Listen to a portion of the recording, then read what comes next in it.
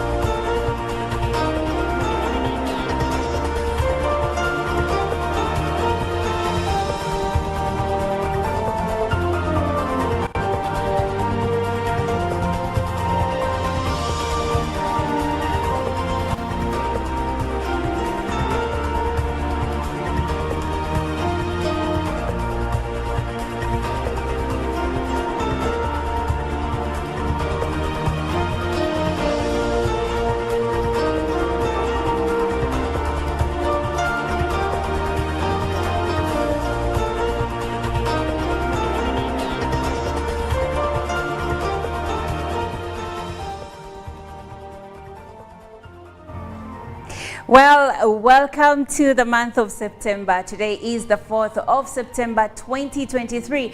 This is the first Monday of this month, and this is Good Morning Uganda. Welcome. Thank you so much for keeping it Good Morning Uganda. Away from January, now we are here in September. My name is Olive Monica Najuma, and I'm glad to have you this morning. I hope that you had a beautiful weekend. You know, there is a lot of activity that takes place during the weekend, and of course for some people they take off like Sunday to rest all afternoon as they prepare for the long week ahead. But whatever you did over the weekend, I'm glad that you're here with us this morning. Now, I'm not flying solo as always. I'm flying with Chantal Olive Akandinda, and of course Jerome Paul, whom Chantal likes to call JP Live, and of course Robert Chirabo. So I'm hoping and I'm wondering that they had whether they had a beautiful weekend. And I'll start with Chantal. Were you a couch potato, or you did something interesting? You just used the right word. I indeed was a couch potato. I was at home the whole weekend, really. Okay. Yeah, but I had a wonderful weekend, very restful. So yeah, I'm actually glad I spent the whole weekend inside. But I'm hoping that you, our dearest viewer, also had a wonderful weekend. If you didn't, we try again this coming weekend. For now, let's concentrate on the new week. Welcome to the new week and to the month of September. Also, welcome to the show. Okay. And of course, the gentlemen that are flying with us, Robert Chirabo, how was your weekend? Oh, it was very fantastic. Good morning, our viewers, and of course the team. I spent the entire weekend in Jinja. Now that is at the FUFA Njeru training grounds, where there was a tournament dubbed a T-Card, and this is organized by the Japanese International Corporation, and it is a tournament between young girls from refugee settlements and the host communities. Now at the end of the day, we saw Kawempe Muslim defeat Jinja SS in penalties. That was 4-5, and I enjoyed it because I saw refugees in Uganda, these young girls, where they're encouraged, they're playing soccer, there's so much working together with the host communities, and this was the second of its kind. So it was fun looking at young girls playing soccer seriously, and of course the goodwill, the chanting. And I want to thank the Japan JICA and also the United Nations High Commission for Refugees and the Office of the Prime Minister. Well, that was quite a beautiful weekend, but it may have not been a beautiful weekend for many churchgoers that go to Miracle Center Cathedral in Rubaga. As we know, yesterday police was able to detonate a bomb, to even arrest a suicide bomber that was trying to wreak havoc on many churchgoers. Now, I know I have relatives that go to that church. I was once a member of that church. And as a Ugandan, I believe this was scary, even for people to hear that to begin with, there was a bomb. But I vote of thanks to our men in uniform. They were efficient and they did this in record time. Sonko, how does that make you feel? Well, I was seeing some of the statuses from most of the church goers of the same church, that is the MCC, obviously some went emotional and was saying, do people hate Christians that much? Why would you try to put or place a bomb at a place that is ideally a place to celebrate, a place of worship, you know, a place to celebrate God's goodness, a place where people go, you know, to cry out to the Almighty, and also a place of thanksgiving. And of course, it being in the church clearly shows you that we do have quite a number of heartless people in society, and it's a lot to do with that kind of generation. But do you think it was really about the church? I have a feeling that these fanatics, these suicide bombers, or even terrorists, like the president likes to call them, they do not really want to kill you because you're Christian. They just want to hit where it hurts the most. And a church, it's a huge congregation, many people, so there will be a lot of damage. No, because of the fact that it's the very first time of such cases, more so here in Kampala, I should say, because the famous bombs that we've actually been having have either been, for example, last year, one was in the capital, I think 12 years back, rather 13 years back, 2010, most of them were going into happening places. So they, this kind of happening in a church, amongst other areas around Rubaga, Mengo, you get to realize that at times, it left a very huge question right there. But of course, we continue to commend the police for the work that they pretty much did to make sure, or to ensure that at least we do not have, or we are not counting any death due to a bomb attack or anything. But of course, calling upon all of us to remain vigilant. You know, at times these things come back to, you know, as a warning to us, because we tend to be very relaxed. Even when you go to Kampala right now, or if you visit different arcades in the country, you get to realize that the security officers no longer pay attention to, you know, to the security details as much as it should be. Now, I think this week it's going to be a different story because we are normally so vigilant when we are warned in such a way. Just happened. And one of the things that is really very important for Ugandans to know is that terrorists aim at two things. One, crowds. They will look at a place that is densely populated, because the more lives lost, then to them is a win to them, because the impact will be very massive. Second, they look at key installations or key people in society. That is why you saw them wanting to target Parliament, Parliamentary Avenue. That's why we saw them go for Central Police Station. Yes. Because these are key installations. So if they hit like Parliament, if they hit like Central Police Station, of course the magnitude still is so high. So avoid crowded places unless you must be there. That is one. But also very important is these guys are now using what we call IEDs. So these are easily made home. This notion of a bomb must look like this, look like that. This time round, look at the bombs so far that police has been able to detonate. These are food flasks. The guys are using food flasks, a mobile phone, a battery of a motorcycle, and they are creating a bomb. So the mobile phone was supposed to detonate. Yeah, to detonate. Yes. So this thinking, AOC bomb, it should be something else. The habit of taking things that don't belong to us. You see in Uganda, where someone, an accident happens and we snatch bags and take all that. Someone leaves their luggage and you say, Dungwa ize. You know, you just pick and you want to take home. So we must be very careful. This pinky thing may land you in problems. Let's be vigilant. The best weapon in fighting terrorism is the human eye, and communicating and having quick response. So now I think a word of advice goes to places, especially places that host a huge numbers of people. And one place we know for sure is church. We have different churches in this country that have congregations that, you know, come together every week, maybe a Thursday, a Tuesday, and they bring up so many people together. So these places have to be even extra vigilant when it comes to security, because this is the first time, like Sonko said, for a church to be targeted, but we don't know if it will be the last time. So we need to all look out for each other. If you see someone acting funny, don't just say, maybe they are stressed, maybe something is going on. No, raise it up, because you could be saving thousands of lives in one go. But that being said, we have so many stories gathered for you this morning, and right about now we are going to dive into the local stories and international stories, and later on a press review for this morning. Well, we'll begin with security. Still, where security forces have imposed stringent measures in Apar, bordering Adjumani and Amur district, to query rising violence and support comprehensive investigations. These measures have been enacted to guarantee investigations by the Judicial Commission of Inquiry and security personnel.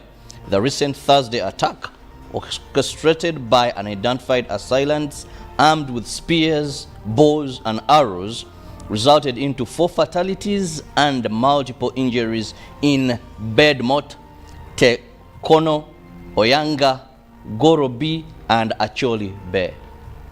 And more details on the bomb at the church in a startling incident that unfolded at the Miracle Center Cathedral in Rubagara, Kampala. A potential catastrophe was narrowly averted. A sinister plot was discovered during a Sunday afternoon prayer service, sending shockwaves through the congregation and the entire community. As the faithful gathered in prayer, the crime investigation team and vigilant police officers uncovered a grave threat, an improvised explosive device planted at the church's entrance. It was a chilling reminder that danger could lurk even in the most sacred of places. A team of dedicated security personnel and intelligence experts arrived to defuse the bomb, ensuring the safety of all those in attendance. The tension was palpable as they meticulously went about their task, preventing a potential tragedy from unfolding.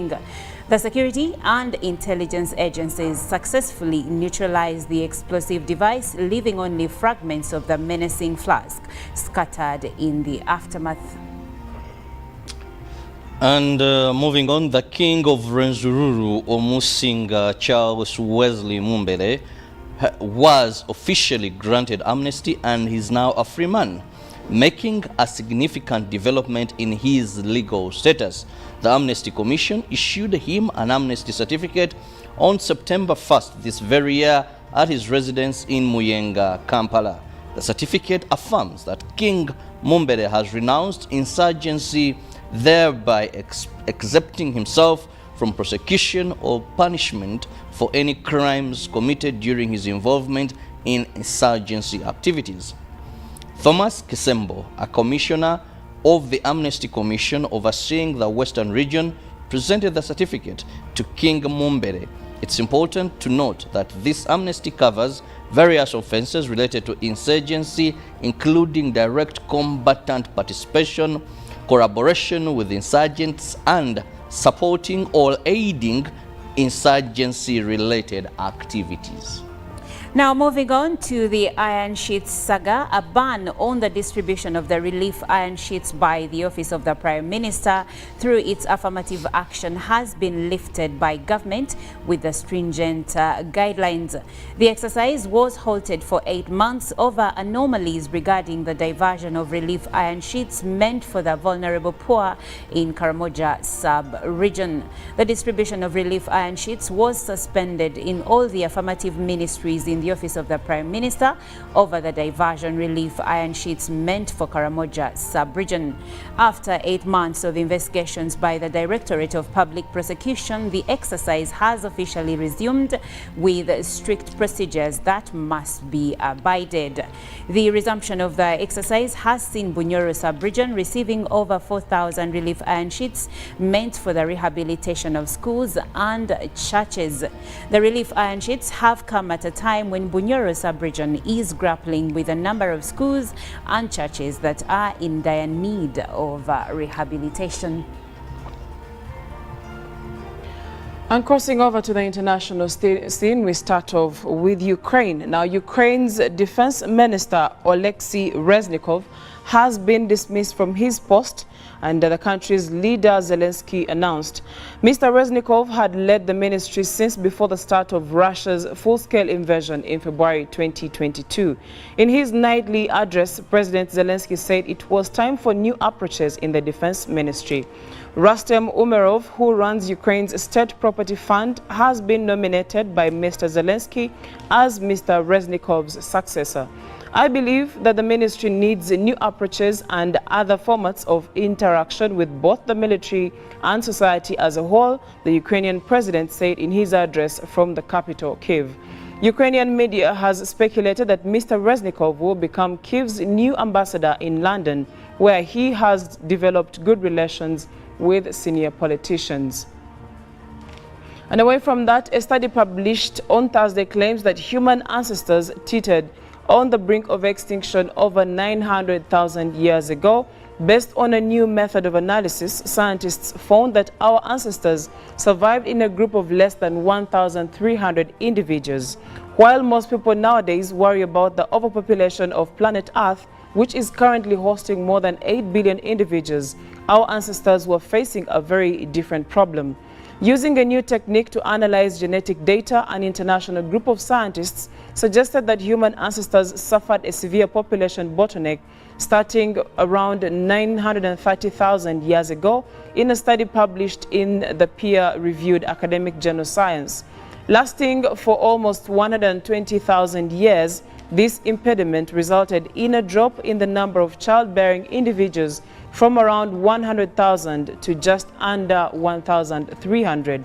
This drastic population decline could have spelled the end of humankind, preventing our species from ever walking Earth, they said. And coming back to Africa, an independent inquiry has found no evidence that South Africa supplied weapons to Russia, and this is according to President Cyril Ramaphosa. The panel rejected claims made by the U.S. ambassador to South Africa that a Russian ship was loaded with ammunition and arms in Cape Town last year, December. The allegations had raised questions over the country's professed neutrality in the war with Ukraine. Mr. Ramaphosa said it had damaged the nation's currency and reputation. The panel found that there was no evidence to support the claim that the ship transported weapons from South Africa destined for Russia. The president said in a televised address to the nation on Sunday. No permit was issued for the export of arms, and no arms were exported. And speaking matters climate, the study by the World Weather Attribution Group also found that over the year, fire-prone conditions were 50% more intense as a result of global warming. As we continue to warm the planet, these kinds of events are going to get more frequent and they are going to get more intense. First author Claire Burns, an environmental statistician at the Imperial College London, told the AFP. Canada is experiencing its most devastating fire season ever, a result of record high temperatures, low humidity and early thaw of snow melt. Nearly 15.3 million hectares have burned, an area larger than Greece and more than double the previous 1989 record. That's it for the international news and for the weather, for the climate change news. Thank you so much, Chantal. Now we will dive into the top stories in our local dailies, and of course we will run to Sonko to give us these updates. Now, with our local dailies from the press review this morning, the New Vision with the headline, President prays at the Pastor Patience Gulu's crusade. Mistakes, Museveni tells Acholi, rather forgive our mistakes. President Museveni tells Acholi, that is according to what the New Vision is highlighting for you this morning. Then furthermore is one arrested as security falls attack on Kayanja's church. More of that particular story as police detectives confer with one another after detonating explosives suspected to be a bomb at Kampala. That is the Kampala Miracle Center Cathedral yesterday were identified. Now, furthermore, Connie's son wants to join UPDF. The New Vision has more details of that report. In the new curriculum, Senior 3 pre-tests start today. That is what the new vision has. And there are over 380 jobs available for the job seekers. So you can grab yourself a copy of the new vision today, Monday, 4th September, and get yourself and tap into these opportunities. Now elsewhere with the Daily Monitor today, big headlines as well. This time around, inside Uganda's battle with terrorist threats. You can get more of that with the Daily Monitor today, as they give you a close chef that is in between the line in regarding to the anti-terrorism crackdown of these particular incidents that happened on Sunday. Now in the other news, 1,000 UPDF veterans petition IGG over Somalia gig.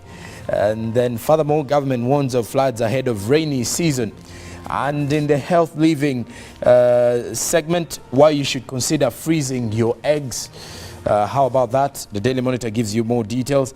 Now, FDC refuses to fund Biringwa's conference. Another twist, another dramatic experience at the FDC. And in the sports part of it, Arsenal beats Manchester United. More of that with the Daily Monitor. What a weekend it was for us, the Arsenal supporters. Wow. By the way. So we have two gentlemen on this team, and as you know, if you did know, now you know, they support Arsenal. And let me tell you something. This morning, the noise, like really? Why are you guys like that? No, because it was a good win, trust me. For any Arsenal fan, defeating Manchester United, or even like Manchester United beating Arsenal is one of those biggest wins of the season, and we took our first share. We will only be waiting for them when we visit at Old Trafford. But as of now, it's a good one for the Gunners. You know what's interesting? In the 8 extra minutes, Arsenal Kuba. You know what's interesting? And Chantal said this before we came on set. She said, you know what? These Arsenal guys can, when it comes to playing Manchester, they are so good, they will bring out their best artillery until they start playing other teams. So we are going to wait for you. Let's wait for the end. They usually give away the cup. I'm just saying. So yeah, Chantal, you had to do that. Why do you want to have Russia-Ukraine war this morning? Why don't you leave us? I can assure you my statements are very innocent and harmless, intended to cause no harm. All right. Anyway, thank you so much for being a part of Good Morning Uganda. We will take a short break, and when we come back, I'm sure you have been complaining or seen people complaining about the prices of food, especially onions. What's going on with onions, bananas, cooking oil? We will look into how government can protect Ugandans from the increasing food prices when we come back. For now, we will leave you with the inspiration song of the day.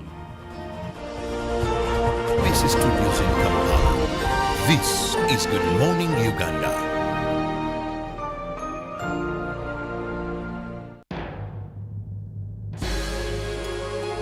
I dedicate this song to recession, depression, and unemployment. This song's for you. Today's a new day, but there is no sunshine. Nothing but clouds, and it's dark in my heart, and it feels like a cold night. Today's a new day, but where are my blue skies? Where is the love and the joy that you promised me? Tell me it's alright. I'll be honest with you. I almost gave up, but a power that I can't explain fell from heaven like a shower now. When I think how much better I'm gonna be when this is over, I smile, even though I hurt, see I smile. I know God is working, so I smile, even though I've been here for a while. what you do? I smile, Come on and smile. It's so hard to look up when you've been down. Sure would hate to see you give up now. God's people. You look so much better when you smile, so smile. Now every day ain't gonna be perfect, but it still don't mean today don't have purpose. Come on. Today's a new day, but there is no sunshine. Nothing but clouds, and it's dark in my heart, and it feels like a cold night. It ain't easy, but Today's a new day. Kampala. The certificate affirms that King Mumbere has renounced insurgency thereby exempting himself from prosecution or punishment for any crimes committed during his involvement in insurgency activities. Thomas Kisembo, a commissioner of the Amnesty Commission overseeing the Western region, presented the certificate to King Mumbere. It's important to note that this amnesty covers various offenses related to insurgency, including direct combatant participation, collaboration with insurgents, and supporting or aiding insurgency-related activities. Now moving on to the iron sheets saga, a ban on the distribution of the relief iron sheets by the Office of the Prime Minister through its affirmative action has been lifted by government with the stringent guidelines. The exercise was halted for 8 months over anomalies regarding the diversion of relief iron sheets meant for the vulnerable poor in Karamoja sub-region. The distribution of relief iron sheets was suspended in all the affirmative ministries in the Office of the Prime Minister over the diversion relief iron sheets meant for Karamoja sub-region. After 8 months of investigations by the Directorate of Public Prosecution, the exercise has officially resumed with strict procedures that must be abided. The resumption of the exercise has seen Bunyoro sub-region receiving over 4,000 relief iron sheets meant for the rehabilitation of schools and churches.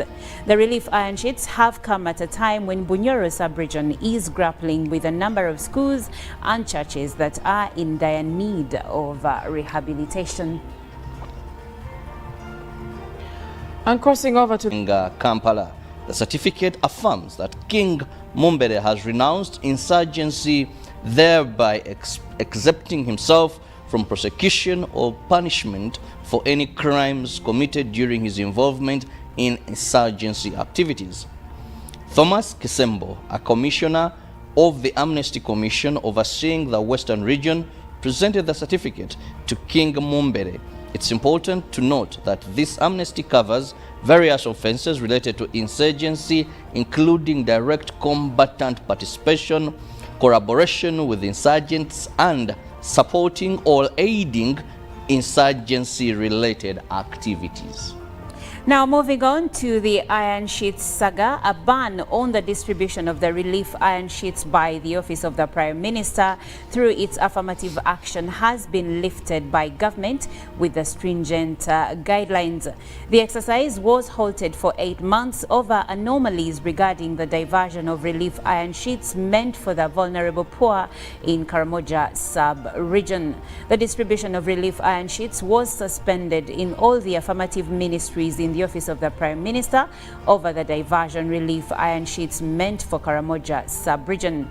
After 8 months of investigations by the Directorate of Public Prosecution, the exercise has officially resumed with strict procedures that must be abided. The resumption of the exercise has seen Bunyoro sub-region receiving over 4,000 relief iron sheets meant for the rehabilitation of schools and churches. The relief iron sheets have come at a time when Bunyoro sub-region is grappling with a number of schools and churches that are in dire need of rehabilitation. And crossing over to the international scene, we start off with Ukraine. Now, Ukraine's Defense Minister Oleksiy Reznikov has been dismissed from his post, and the country's leader Zelensky announced. Mr. Reznikov had led the ministry since before the start of Russia's full-scale invasion in February 2022. In his nightly address, President Zelensky said it was time for new approaches in the defense ministry. Rustem Umerov, who runs Ukraine's State Property Fund, has been nominated by Mr. Zelensky as Mr. Reznikov's successor. I believe that the ministry needs new approaches and other formats of interaction with both the military and society as a whole, the Ukrainian president said in his address from the capital, Kyiv. Ukrainian media has speculated that Mr. Reznikov will become Kyiv's new ambassador in London, where he has developed good relations with senior politicians. And away from that, a study published on Thursday claims that human ancestors teetered on the brink of extinction over 900,000 years ago. Based on a new method of analysis, scientists found that our ancestors survived in a group of less than 1,300 individuals. While most people nowadays worry about the overpopulation of planet Earth, which is currently hosting more than 8 billion individuals, our ancestors were facing a very different problem. Using a new technique to analyze genetic data, an international group of scientists suggested that human ancestors suffered a severe population. Morning, Uganda. Now, my name is Olive Monica Najima, and I am joined by Chantal, Olive, and Jerome Paula. Thank you so much for being here this morning. Very glad to be here. Anyway, Sonko is warming up for something. Yeah, he normally likes to have a beautiful week right on Monday.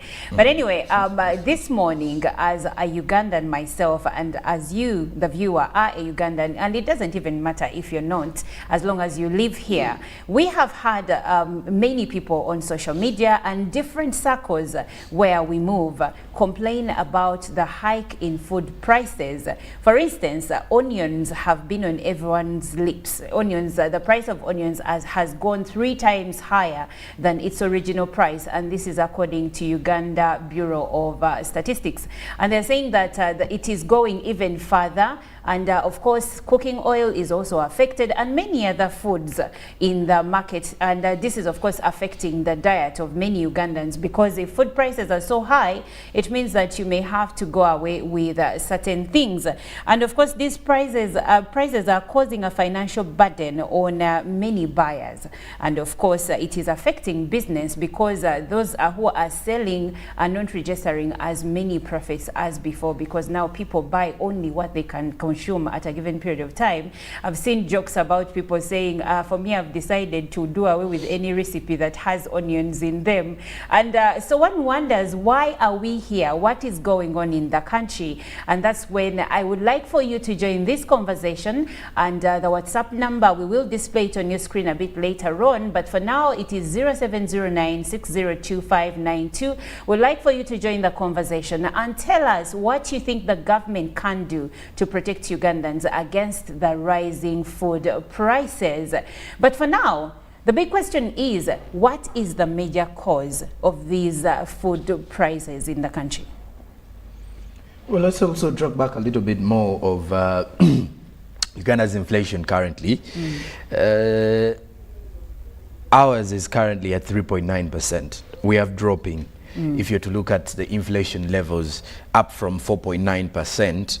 So that ideally indicates a good move. That clearly identifies a good transition this particular year in regards to how the economy is trying to stabilize, or how things are moving by. And then also looking back at some of the other food crops that have dropped a bit, including carrots, Irish potatoes, and cabbage. Those are not as expensive as the rest. Now we get back to the bigger picture, where we have quite a number of issues, more so rotating around the onions, which has actually become a talk in town currently. Well, at times when you get to realize that in most cases food prices normally increase if in case we have less on the market, or in case we have higher demand than the available on the market. And in such situations, you get to realize onions have always been, it's very rare for Uganda to have less onions on the market, or to always have these prices higher than the rest. This is the first time. Yeah, I know tomatoes can be a problem, but onions? Onions, and it's actually highly alarming for everybody who is a consumer, from the consumer's perspective. But first and foremost, when you get to realize what leads to the increase of prices of a commodity, especially food crops, is at times due to seasonal changes, which then affect the market. Okay. How it affects the market is because the demand is always there, because obviously most people will definitely have to buy an onion. You can actually do food without tomatoes or anything, but onions, this is more like a must-have to many. It's just that some of the people right now are trying to adopt without them, which is again unless when you're not a cook, foodie, really. like Chantal. Exactly. So you will still need an onion or two. And we've come to realize that in some areas where you can get an onion, you will still find one at 500 Ugandan shillings. Right. Now that is very expensive for an onion. And if where you get two for 500 is, you will definitely look at them and they look really, really out of shape. I don't know if that is even the right word to use. But then trying to understand this idea is when you get to interact with most of the stalls or the market people, the vendors, they will ideally tell you obutungulu bubuze. That is, you know, if you're to translate that into English dialect, is more like someone telling you we have less stock or we do not have a lot on the market. So in spaces where we have less on the market and people are demanding more, we have then definitely the price is going to increase, because now the farmers or the dealers themselves tend to increase this particular time because they know there is demand and I have less. So let me utilize this opportunity to earn more from the little that I have available. And also we can't ignore the fact that according to reports, some of these onion growers had actually switched to growing maize instead of onions. And the little or much that I've had, especially when interacting with farmers, is that these people are also looking for what moves faster. How much this humble, it's called the humble vegetable, this humble vegetable, the onion, is widely used and wanted. You see its price has been down. And lately, there is something called silage. I don't know if you've heard about it. No. Now silage is, they usually make it out of maize to feed cattle. So someone plants a whole garden of maize, and when the cobs start to grow, when they're still fresh and milky, these cattle, the cattle rearing, say farmers, the cattle keepers, are going to come and buy a whole farm. So you realize that in the shortest time possible, I am going to what? I am going to be able to make some bucks. So I'm going to plant, and in maybe 3 months or 2.5 months, they're going to come and buy this whole garden as it is. I don't have to go through the hassle of drying the maize, the hassle of milling it, the hassle of selling it. No. I'm just going to go plant, and in 2.5 months or 3 months, the garden is cleared, they have taken. So you realize that is faster money compared to the onions that you're going to plant for 3 months, they grow, and then you harvest and then dry them and then go ahead and sell. So for some farmers, it's in that line. When you're growing maize, it's a lot faster to get that money. It's a lot faster to get the money. So now we find ourselves in a position where the onions we have on the market, especially the red onions, the big ones, they're the ones we use from majorly. Tanzania. Yes, from Tanzania. So Tanzania is currently supplying us, and suppliers who are said, some of them to be in Bali, are manipulating the current situation. Definitely. And hiking the prices. So what happens? The person in the market is also going to hike the price, and the person who is going to suffer with these price increases is obviously the consumer, the end user. So we find ourselves in a position where one person who has the product, because apparently some of them had just stocked them, so they are giving us something they had kept for a bit. And because it is now in scarcity, they're selling it at a very high price. And of course, that leaves us in a very sticky situation. But now someone wonders, now that we are here, one wonders something about regulation and, of course, who sets these prices and who regulates? Well, when you look at our kind of economy, I think we all agree that this is a free market economy. Yes. That is why at times we are not dictating any price whatsoever. It's just that the suppliers or the producers may have a uniform price. For example, if it's beverages, they may actually say we are selling this beverage at 600 Ugandan shillings. Now that is with 800 Ugandan shillings, that is with taxes inclusive and everything. So from the production, it goes to a supplier. The suppliers also have their own prices. Now, by the time you, as the retailer, goes out there, you also dictate your own. I think we've seen this with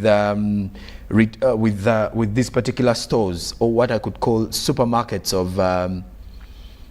of fuel stations. they will give you, they hike prices, and their prices are automatically very different, whereby a soda that goes for 1,000 in local shops will go for 1,500. You may be able to buy a pack of sanitary towels from, let's say, Capital Shoppers at 5,500. And then when you go somewhere, a petrol station, their it is more supermarket, expensive. like 8,000. So when you look at our kind of market, it is everyone dictates their own price. Right. And, you know, at times you get to realize it's also backed by the fact that the more, you know, they are being pinched to bring in the taxes. And when the retailer realizes I'm not going to make more money to pay these taxes or even my bills, I would rather increase my prices for people to at least help me out throughout, so that I can even maximize and make more profits. But now the entire space, people start making their own prices. But now in a market like ours, which is, okay, yes, it is a free market economy, still, doesn't the government have a role to play when it comes to this? Because look at this. Onion prices, according to Uganda Bureau of Statistics, onion prices have risen from 1% to 129.8%. That is three times more than what it has been costing for you to buy some onions. Yes. However, I was looking at it from this angle. Look at the major onion growers in the country. You're talking about Sebei region. That is, we're talking about Kapchora, we're talking about Buko, we're talking about Queen District, and then we're talking about, after that we're talking about Bulambuli, we're talking about Sironko. Then you go down southwest, we're talking about Kisoro, Kabale, Kanungu, Rukunjiri, Kasese, Rubirizi, and Kabarole. Now, these districts, in most cases, their biggest challenge is these middlemen. The truth is, if you bought a pack of onions in Kampala and went down to those districts and asked how much that pack was, you would realize that they're selling these onions for peanuts. After putting in a lot of effort, a lot of money to make sure that these onions grow. Now, these people that come to Kampala, the middlemen that come to Kampala, by the middlemen are one of the biggest challenges to the agriculture sector. One of the biggest challenges. Actually, they are what Professor Augustus Nwagabo of Makerere University called greed inflation. Oh, well, it's you funny. see, Yeah, because yes, this inflation we are facing right now when it comes to food prices, especially onions, like she's saying, it is driven by the middlemen. And what is causing this? Greed. Well, also people trying to take advantage of a bad situation. The greed part is really there. And I'm starting to believe in some of the revelations most people are saying is people who are actively in agriculture are the poorest, if that is the right word to even use. The people who are actively engaging in the activities day in, day out, like the farmers, the on-ground farmers, aren't getting anything. No. That's why if most of the people who go into farming, none of them gets a lot of money. As we speak, it is only those maybe who are doing value addition. Now then comes in the middlemen, because the middlemen have understood how the market works. So they set prices so as to earn more of it, because they know these farmers know nothing about the available pricing. So they go out and make sure that, you know, they put pressure on the farmers to deliver or give them the products, but then they're not, you know, they're not actually, you know, setting good prices where the farmers are benefiting. And at the end of it all, we never get to hear the stories of these farmers. Even when, you know, for example, suppliers in eastern Uganda of these particular onions that are coming in from Tanzania, for example, you get to realize that at that spot, like I did mention, at times once these particular onions are brought into the country, the supplier now starts making his own prices. Of course. And it becomes very difficult to regulate, because these are some of the commodities just enter the market. In fact, immediately they've been cleared off the border. That means the other person has the right to sell this particular product at a given price, as long as they have dictated the market and they've seen where they can earn more. Also do note that what we are talking about are some of the unavoidable foods. Exactly. They're literally, they're basic. Like the way you know you have a right to shelter, you have a right to feeding and all this. These are basic foods that are needed. How are you going to prepare a meal without onions, for example? And this is one of the most consumed vegetable. It goes everywhere almost.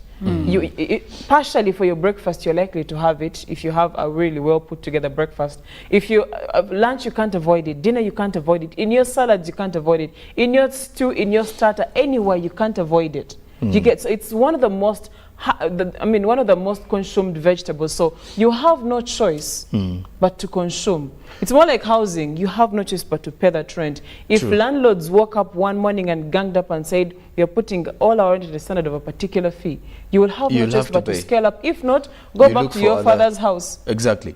Also, for the viewers to actually know, is that the food crops and related items index was up by 9.8%, according to UBS. Now, still, onions have been the key driver of this. But not only onions, we also have mangoes, pawpaws, and oranges.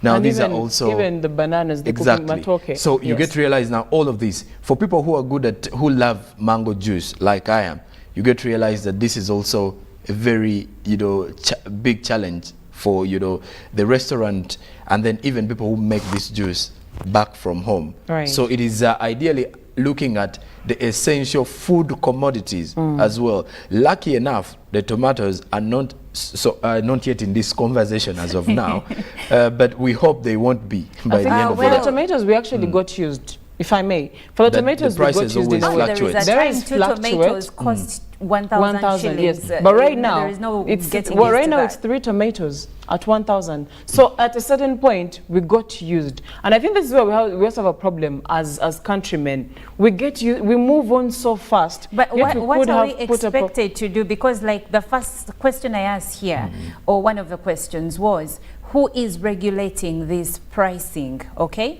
Because the Trade Ministry needs to find a solution to some of these things. You remember when we had high fuel prices and government came up and tried to create a mark where fuel stations were not supposed to go beyond 5,000. Obviously, in the last 2 weeks, that story has also changed, but for at least a good number of months, there has been that mark, and all fuel stations were within that limit. So in as much as we have a free market economy, what is the role of the Trade Ministry when it comes to like 129% increment in a price from 1%? What is it supposed to do? Well, there has to be something it has to do. Yeah, there has to be something that is supposed to do.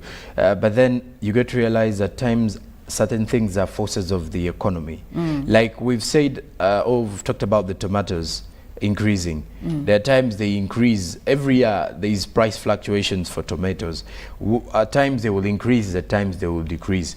And if the majority start, buying the idea of accommodating these prices in a way that, we have an issue, a loaf of bread may go for 7,000 this month, and we'll come here and discuss all of this. But then during that 7,000 increase, we have some, we have some Ugandans who go to a supermarket and they are told the loaf is 7,000, and they'll just, come up and say, hey, how has it increased? But they will still buy it.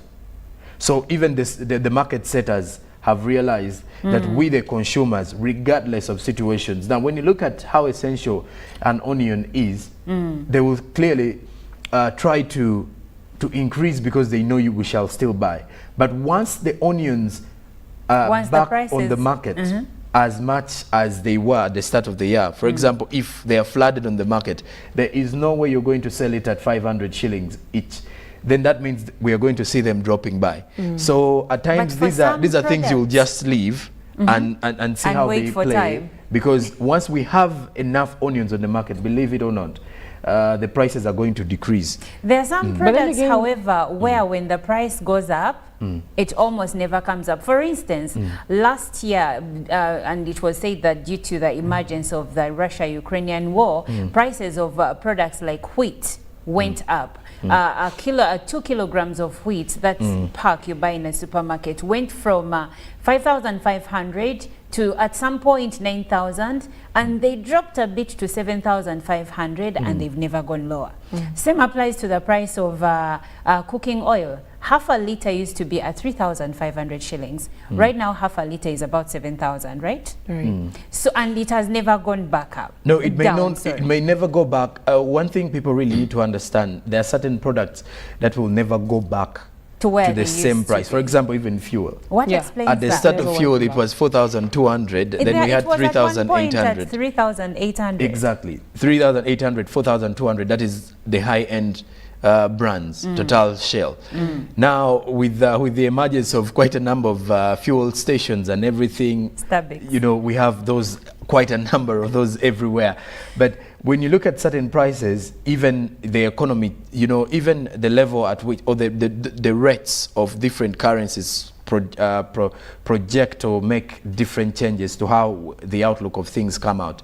You get to realize that tomatoes that were at 200 may go down back to 200. But then with time, we've also seen chapatis, for example. Chapatis were once at 200 shillings. They've been, you know, increasing to 500, For from chapatis, 500, it goes 1,000. back to the Now, price of surprisingly, it may go up to 1,500 in most areas already. Because it of the price actually of which is. chapatis have already It gone up. actually is. Even Maybe now Rolexes, talk about Rolex 2,000. 2,000. Even So- Rolex men, the people who make those that delicacy, the Ugandan Rolex, Yes. they no longer sell chapatis at 500 shillings. Now they sell them at 1,000 shillings. And even the one of 1,000 shillings, if you have a good appetite, you need two. And I think some of these matters are because of the cost of living that increases, whereby the other, you know, everybody tries to squeeze a consumer or a customer in one way or the other in order to be able to lift themselves. For example, if you are dealing in, let's say, selling of, you know, the local, you know, essentials. At times, for example, the chapati dealers, they will realize that if wheat is expensive, if we sell it at 1,000, if we start selling a chapati that was at 500 to 1,000, Ugandans will adopt to buying it because it is ideally the easiest food to get at a cheap, The cheapest. at the cheapest. Yeah. Now, currently, after the Ukraine-Russia war, we had people doing chapatis for 500 to 1,000. We have 500, 1,000. This is just a move where the dealers themselves put these two chapatis just to make sure that they prepare the consumers to what will come in the future. So basically what you're saying is in that the near future we are going to have the 500 chapatis scrapped off it's not there immediately. anymore. Where do you No, live? they are there. Where It's just here? that they are very small. If you go deep down in localities, So you see, they at are the end there. of the day, you'll end up spending 1,000. 1,000 for because two, but which is exactly, I really exactly. want. So they are preparing you for this, and these are things that at times are not driven by the prices so much, but because of what you could say the determinants of staying afloat in business. Wow. You want to stay in business. Would like for so you to have join continue. this conversation. And the question we are asking this morning is, how best can the government protect Ugandans from the increasing food prices? How best can the government protect Ugandans against the increasing food prices? You can join this conversation by WhatsApping us. Please do not call. WhatsApp us on 0709 602 592. Again, the WhatsApp number for you to share your comments on how best the government can protect Ugandans against the increasing food prices. And the WhatsApp number is 0709 602 592. And if you are on the X app, you can join this conversation. The hashtag is UBCGMU. Would love to hear from you. I see some comments coming through. Please keep bringing them in, because we would really love to hear what you have to say regarding this, because at the end of the day, in as much as the Bible says man shall not live on food alone, in this case, food is really important, and we need to find the best ways of managing to buy the food, consume the food, and look healthy, because health is wealth, right? Yes, yes. And then also, by the way, we've forgotten to even mention the transportation costs from those districts to Kampala. And when we mention transportation costs, obviously we have to now look at the elephant in the room, which is which the fuel is cost. Fuel, exactly. Yeah. Because at times you may realize the onion is going for one small onion may go for 500, the bigger one 1,000. But then what did it cost to get it to? to get it to that? Yeah. Because for a farmer, or let's say a dealer in Nakasero here in the market, will definitely you know, try to look at, if I order for a sack of onions, But you know, how much am I going to use for, you know, to transport, Sonko, and how much is in that particular sack? Hear me out. Yes. Irrespective of the prices that we are looking at or talking about, transportation costs right now, you can't tell me that the prices are increasing 3 times more. More than the initial, yes. And also, now that we've assessed and known that the farmers found an alternative crop to grow, which was maize, we now need to go back down to how can we make it better for the onion farmers, for us to be able to stop this, as I mean, it's still in the early stages, but it could get worse. Yes. So we need to get back down to the foundation of the problem, which I think is the reason that is pushing these farmers to planting maize instead of planting onions. So the government has invested more than 2 trillion shillings in agriculture, and this is to reduce seasonal dependence on agriculture, which stifles market control. But when you speak to some traders, they say that this is insufficient. They say it should be scaled up to all regions with fertile soil so that they can increase production. I think what we are looking at here now is managing food production. We need to ensure that for a given season there is enough food that is grown, harvested, so that when seasons change, we do not run out. Because right now that is what we are dealing with. People will grow some maize, and during that season we will have lots of maize, flour will be cheaper, but then after that season we are now again struggling. How do we increase food production and manage it? For starters, okay, one thing I had really liked about the fact that some of these crops were not giving us problems, like onions. When did we ever see a scarcity in onions? I'm giving an example. Now, this is a crop. Okay, yes, when farmers started growing maize as an alternative. This is a crop, for example, that it grows for a span of, say 3 to 4 months, 3 to 4 months. Ready, and then now there is the part of drying it and everything. The moment that plant has dried, the onion, the moment it has dried, it's going to stay for a longer time. That is why we've had these plants, these commodities available.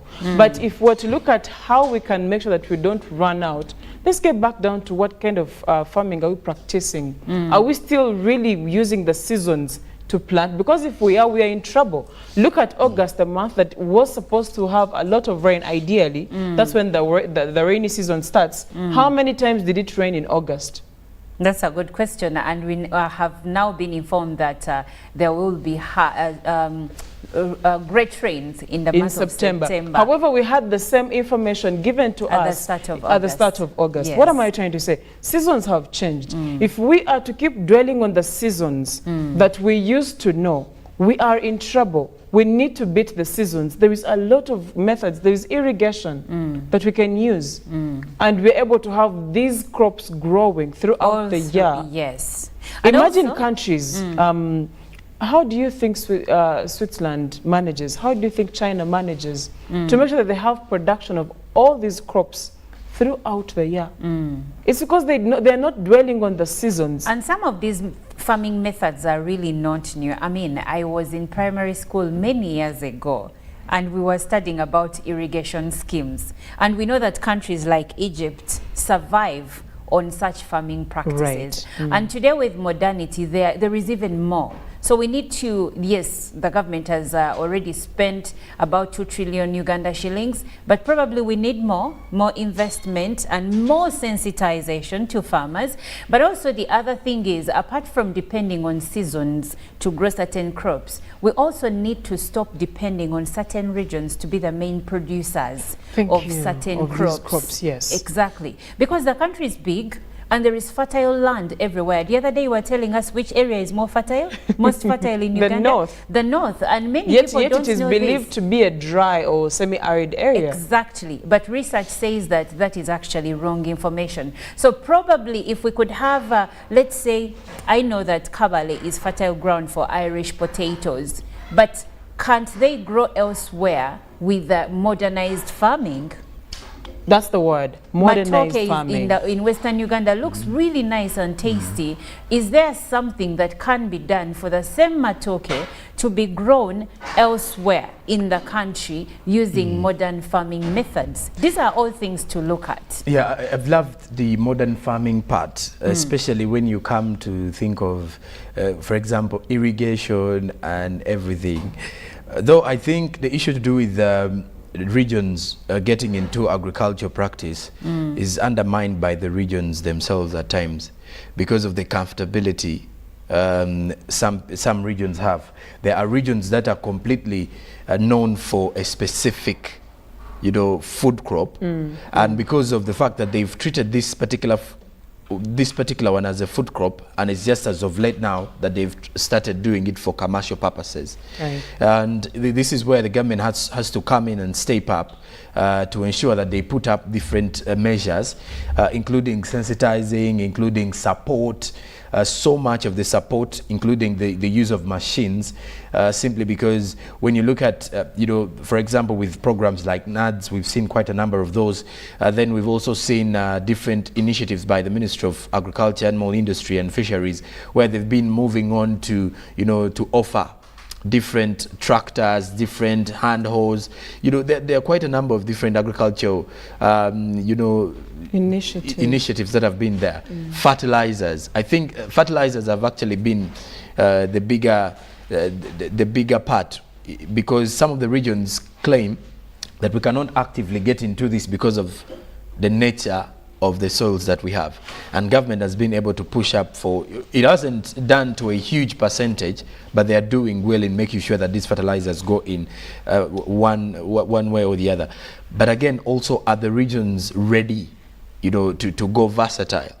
Are they ready to adapt to growing different crops? Now, for example, in situations steer clear of saying that crop best grows in let's say northern Uganda, so that mindset or in also. eastern Uganda. So there has to be a mindset change regarding how farmers approach farming. And of course, there are some crops that people would rather not. They're like, hey, bananas is ifa, and they just don't touch them. Yet we have some people and some regions that are growing these particular crops, and they are thriving. Now, you talked about mindset change. There is this thing that I usually explain to someone. When you go back down to the deep villages, if someone can put food on the table, if someone can dress up, if someone can afford to take this child to school, that is the most that they're going to think about. Things like accumulating wealth for the family, isn't theirs. It's not in their DNA. The comfort that comes with, I've put food on the table, I've dressed up, the kids are going to school, irrespective of the quality of the school. That is the problem that we have. Also, the longevity of growing some of these cash crops, for example, cash crops majorly. Most of these households would rather do subsistence agriculture because they know if I grow my food crop today, in 6 months, my food will be out. Right. It will be ready for consuming. Then there are those who are not ready to wait for all that long to get, let's say I'm growing my pineapples for families that feel like it's going to be too long for the pineapples to come out, or any other food crop. I would rather chill it and then do something maize else. and other food crops that will give me Well, I would like very to quick loop options. our viewers in, those that are on social media. Today, the question we are asking is, how best can the government protect Ugandans against the increasing food prices? And I have the first comment from Cricket Derek Gagamel from Makindye, Luafu. And he says, good morning, family. The government can do little about this inflation. This is more of a professional hazard and price fluctuation, and this can happen everywhere. All the government can do is to regulate the prices, because now, due to scarcity, mostly of onions, some farmers with them now have monopoly, and they are hiking the prices how they want. He again says, government can reduce on taxes they levy on farmers. And lastly, the Ministry of Agriculture needs more funding in every budget, because as a country, we pride in agriculture as our backbone. Thank you so much, Derek. And this one says, Here are some measures that government should consider. Price controls. The government could enforce price controls on essential food items to prevent vendors from exploiting the market and increasing prices. Then he says the government could provide subsidies to farmers and food suppliers to ensure that they are not forced to pass on additional costs to consumers. And he again says the government could create strategic food reserves to help stabilize prices during times of increased demand or supply shocks. And it's quite lengthy. He says the government could also invest in improving infrastructure, including storage and transportation facilities to reduce waste and ensure a more efficient food supply chain, which helps to stabilize prices. And of course, on consumer education, he says conducting public education campaigns to encourage citizens to diversify their diets and adapt healthy eating habits could also be useful in managing rising food prices. And he ends by saying these measures, when employed effectively and consistently, could help protect citizens against the increased prices of food items. This is Moses Sakondo from Namgongo. Thank you so much. There are so many insights to pick from your comment, and we appreciate that. And this person says modernization of agriculture to just ensure continued production is the best way. Watching here from Barra. You didn't leave your name, but thank you so much. And Nakendo Asman from Mokono, thank you so much for coming through. Then this one says government may do nothing to protect us because it is the chance of onion farmers to maximize profits unless government imports from elsewhere and gives free to homesteads until production stabilize. Okay, what he's trying to say is that right now the government has little to nothing to do, but if they could import from elsewhere and give them the onions out for free until, you know, the supply stabilizes, that could be a way forward. But you see, government has so many expenses. In as much as I think it would want to do that, in the grand scheme of things, it may not help. Thank you so much for tuning into UBC and for, of course, watching Good Morning Uganda. I am ending this station with a comment from Mr. Okwari Stephen from Tororo District, who says, to me, I think the government should also come down to monitor how these market vendors increase the prices of their commodities and at least put some strict laws and price limitations, because sometimes the market vendors increase the prices really like capacity is so worse. Thank you so much, Mr. Okware from Tororo District, and thank you so much for everyone that has shared their comments. I see others that are still sending in their views, and unfortunately time is of the essence. It's not on our side, but we love it that you keep it Good Morning Uganda. We will take a short break and we will be right back.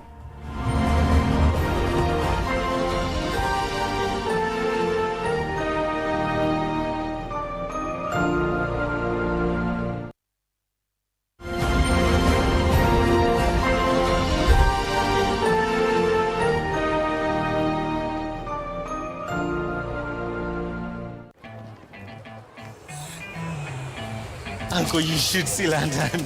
Oh, my boy. This has been 5 years. You should see Uganda. Yes. Uncle Marcus, huh? This is my former school. You see, soon there will be more than 1 million children learning like this for free. This is impressive. Do you even have connection out here? Well, we have 100% 4G countrywide. Okay. We even have 5G too. That's approximately 700 billion Uganda shillings in tax, making Airtel one of the largest corporate income taxpayers over the last 5 years, helping build a better Uganda. Today your son saw our new Uganda. Thank you, Uganda, for imagining it with us and making us the fastest growing telecom in the country over the past 5 years.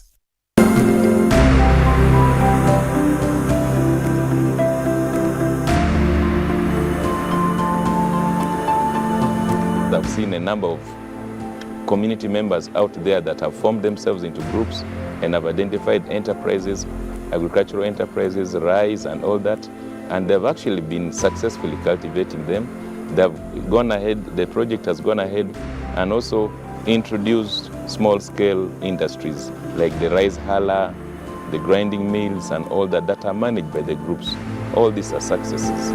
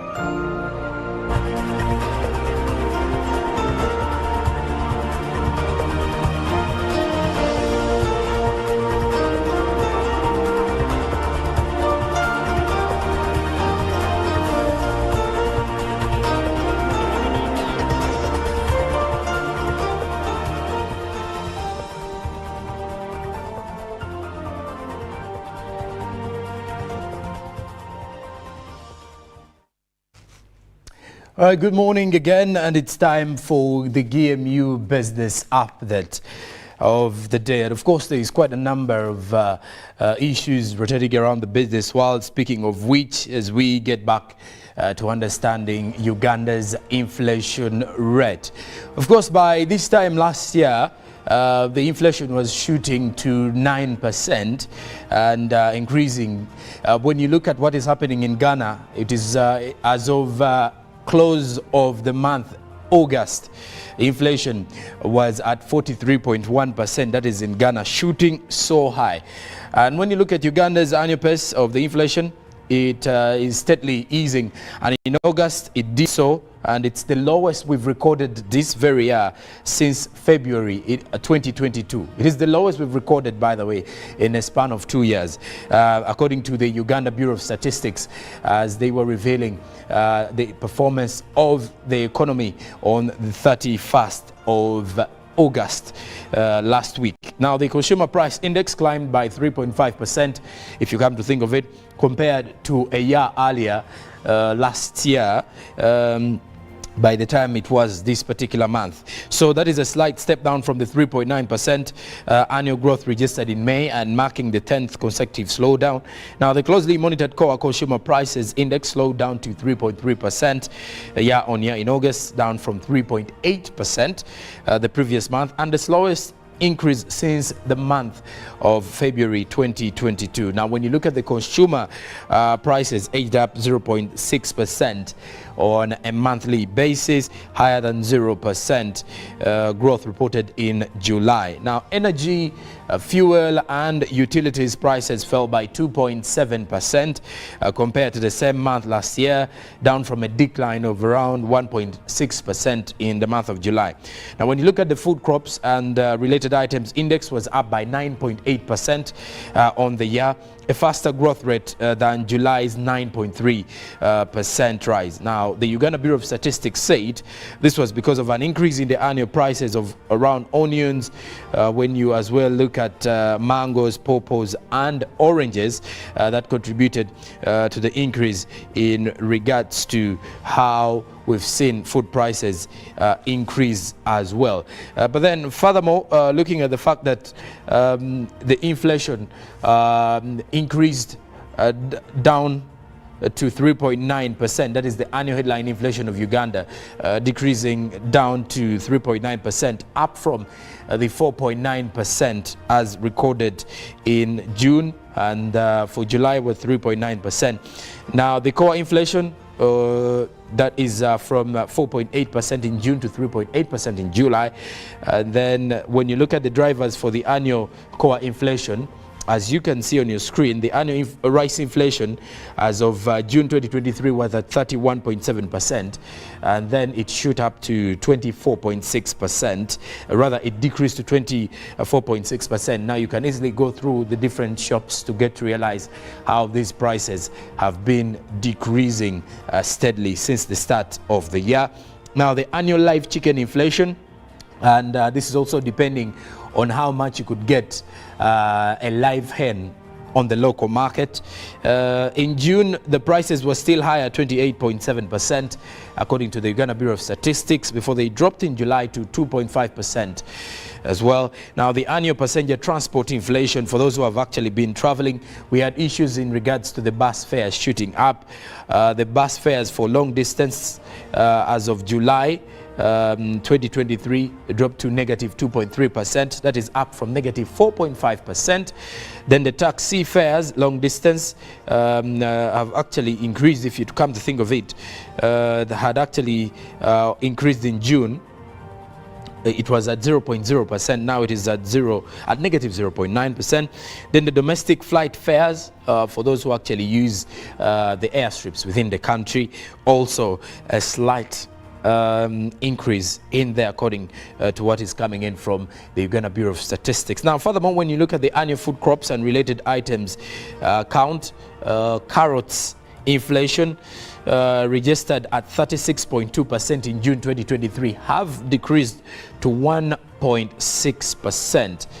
For those who actually buy these related particular ones. Now, looking further at the Irish potatoes inflation, which had been registered at 29.6% in June, and now at 13.1% in July. You can actually do a study in regards to the same, to go out there and try to see how these particular markets are transpiring or how things are going.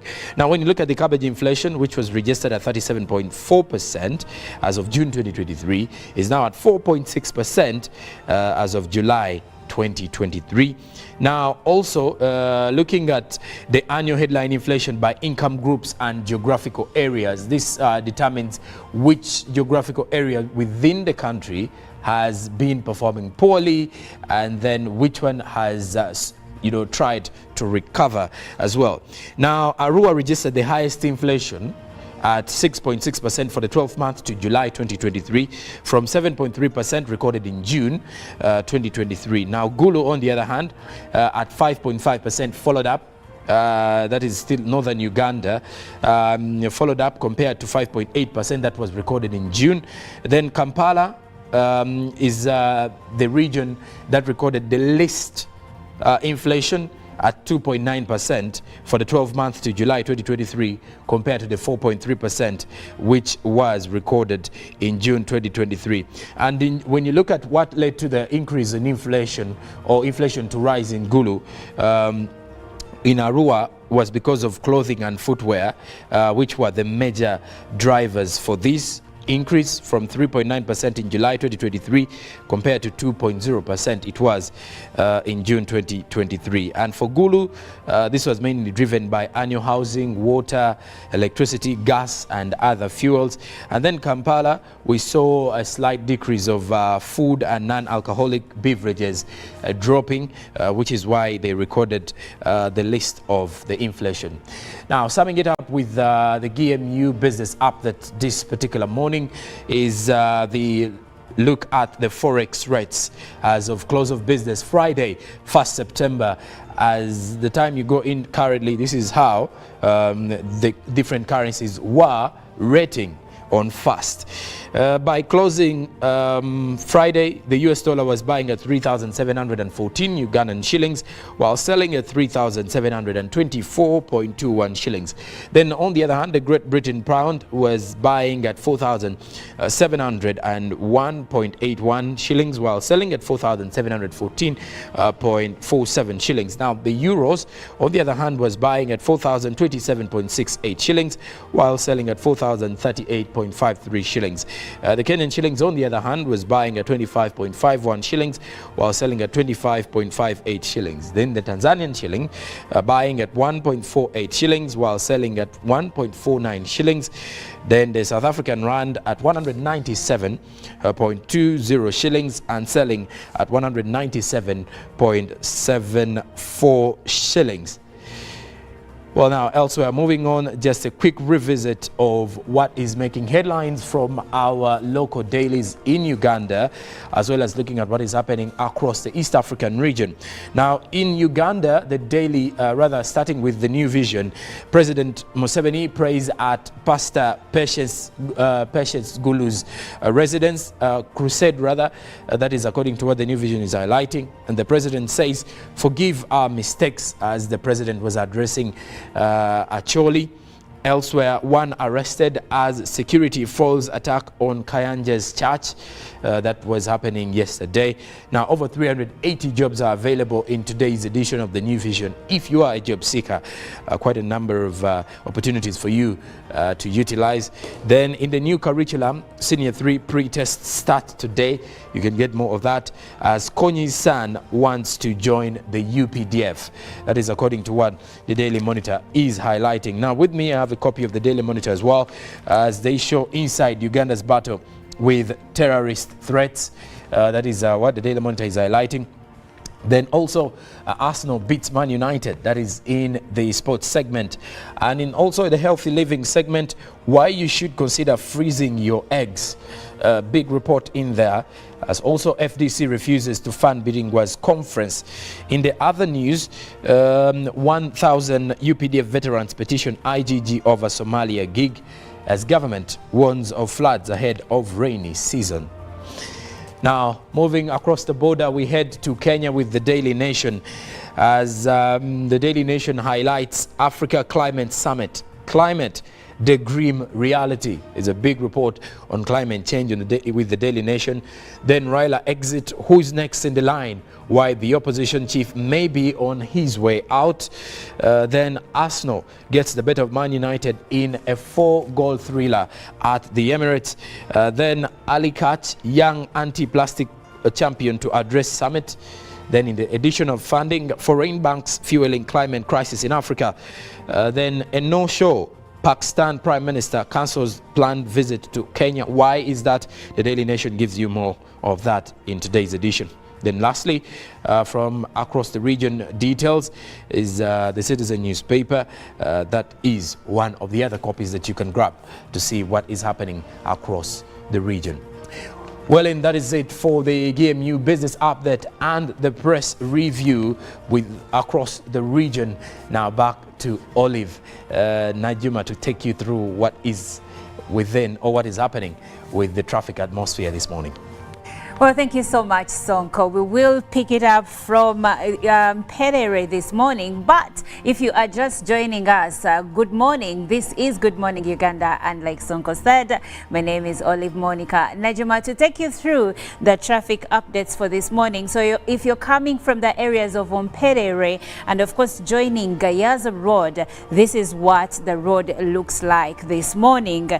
As you can see, there is a traffic holdup at Namere stage as you are joining the main Gayaza Road.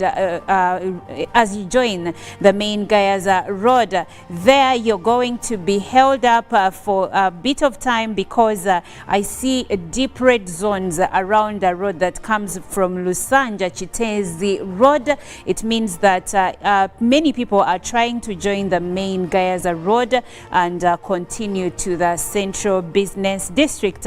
And a quick look at the main Gayaza Road itself. There is slow traffic movement there because yes, seems like everyone decided to hit the road at the same time. So if you're coming from Perere Namere side, as you join the Gayaza Road main road, you will be held up there at that intersection because even the people that are already on the main Gayaza Road are held up there. So it explains why you will be delayed in joining the main road. But then when you move ahead still along Gayaza Road, there is smooth flow of traffic, so you will be in position to move as fast as you can. But of course you have to pay attention to, you know, speed limits on different roads, so you don't just move recklessly. I mean, you have to care for other road users. But anyway, Gayaza Road looks okay. As you continue moving along, there is smooth flow of traffic for a given period of time up until when you are about to reach the roundabout that joins Gayaza Road to other sections of town. Now, as you can see there on your screen, if you're coming from Elisa Road trying to join the main Gayaza Road highway, at the intersection there after Cheba and Baptist Church, you will be held up a bit. And of course, if you're still at the main Gayaza Road, you will also be held up a bit because there is traffic coming in from feeder roads around Akamwesi Market in Chebando. So there it may delay you for a bit. If you're coming from Elisa Road joining Gayaza Road, there is slow movement of traffic because yes, there are other people on the main road that are also trying to access the main business district. Now we move along, and obviously there is a traffic hold up there as you reach the main the roundabout at the bypass. As you can see around Gayaza taxi stand, there is a great deep red zone which indicates that there is intense traffic coming through. Obviously there are people that are trying to go to Gayaza side, and there are people that are trying to go through the roundabout and access Kalere side. Around Kalere Market we can see that the traffic here is intense, and I think this is caused by, of course, the people that are trying to go to town, but also the many trucks that are offloading goods around the market. And of course the roundabout also contributes to this, because usually at roundabouts there is a slow movement. And so as we move ahead still on Gayaza Road, but this time around the areas of Kalere, yeah, you're going to be held up there because the traffic jam continues even after the market, and it continues on and on up until when you reach the roundabout that connects you to Bombo Road. And of course this roundabout has roads like Binaisa Road that are trying to feed into it, and other roads, I beg your pardon, and other roads from Dwaliro Road are also trying to access the same roundabout. So this roundabout around the Synagogue Church of All Nations is going to hold you and cost you some bit of time there as you try to maneuver, whether you're going to Wandegea or Yusuf Lule Road. You may be held up there for a bit, but the good news is if you're heading to the areas of Makere and if you're heading to the areas of Nankulabye, then after this roundabout there is smooth flow of traffic, so you should be able to maneuver and move on to wherever you're going in record time. But if you're on Dwaliro Road and you're trying to either go to town or go to the opposite side of town, you are going to be held up there for some bit of time. Those people that are still on Binaisa Road, you're going to be held up there for a while because the red zones there indicate that yes, this morning there is lots of vehicles on the road, and most of you are trying to go the same side that is into the business district. Well, that's it for our traffic updates this morning. I'm hoping that you can be able to find the best possible route to take you wherever you're going. But as you drive, you need to ensure that you mind the safety of yourself, but also other road users, because we need to do everything possible as Ugandans to avert road carnage on our roads. It's a Monday. I'm hoping that you will have a beautiful week starting today. Right about now, Agenda is next.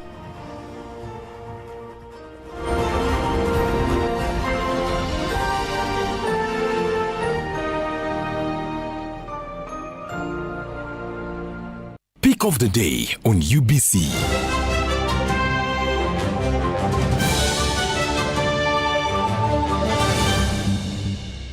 was brought to you by MTN Momo Pay is the easy way to pay. Dial *165*3# or use the MTN Momo app. You don't need cash. MTN Momo Pay is safe and free.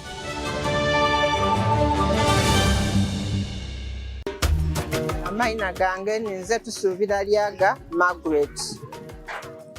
Ndi Munawanyago Tailors Association Sako ey'emyoga. Tuli batunzi ba byalaani. So ife nga Nawanyago Sako twafunako emiliyoni 8 era bagiire nga badiiza mpola mpola ate nga bwe bongera n'okusavingaku era akasente ako katuyambyeku katutola ku wetwali katwongeraku eidaala okusobola okweyamba n'okwesitula mu maka gaife n'okulabirira famire gaife era tutwala omukisa guno okwebaza gavumenti yaife eya Muzeeyi Museveni Yoweri Kaguta Tibwabulwa olw'okutuyamba ife abantu abawansi.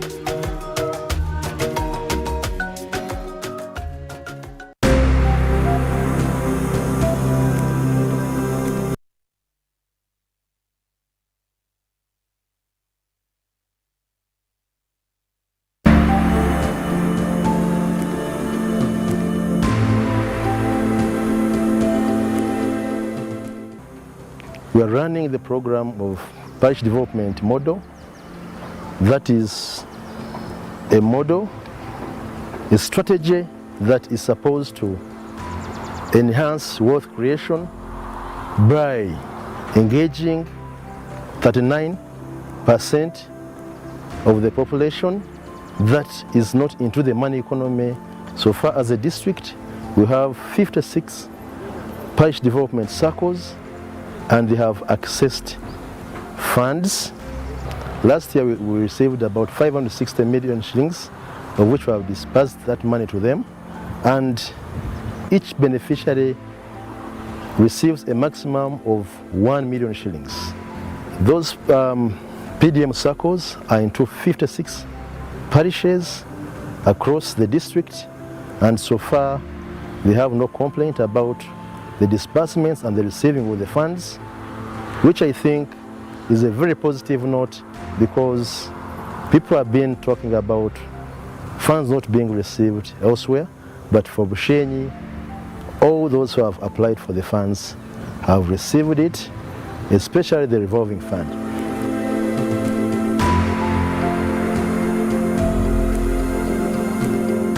A new dawn on Behind the Headlines with me, Timothy Nyangweso. Every Wednesday, live in our studios in the heart of Kampala, we have conversations that have analysis, explanation, but not every truth is fact, and not every fact is truth. Every Wednesday, 10 p.m. on your public broadcaster.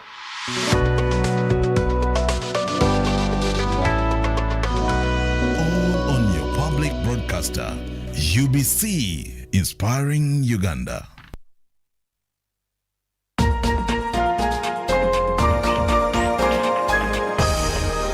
This week on UBC.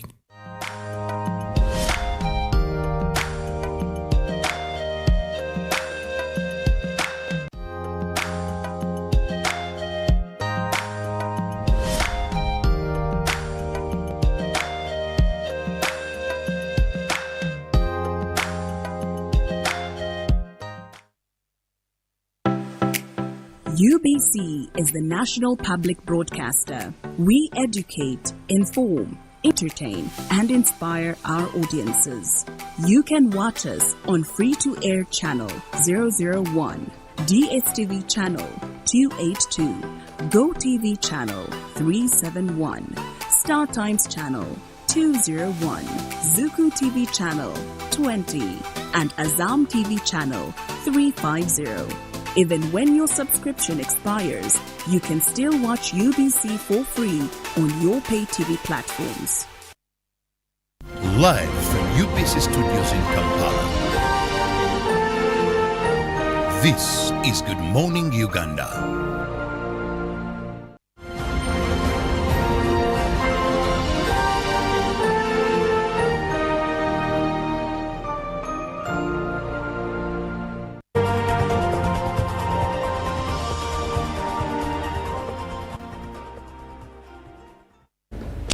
Good morning, and thank you for being with us on UBC TV. It is Good Morning Uganda Agenda. I'm Robert Chirabo Nyonyitono, in case you have just joined. Welcome to this particular segment now, where we usually have a guest in studios and we talk about issues of national concern.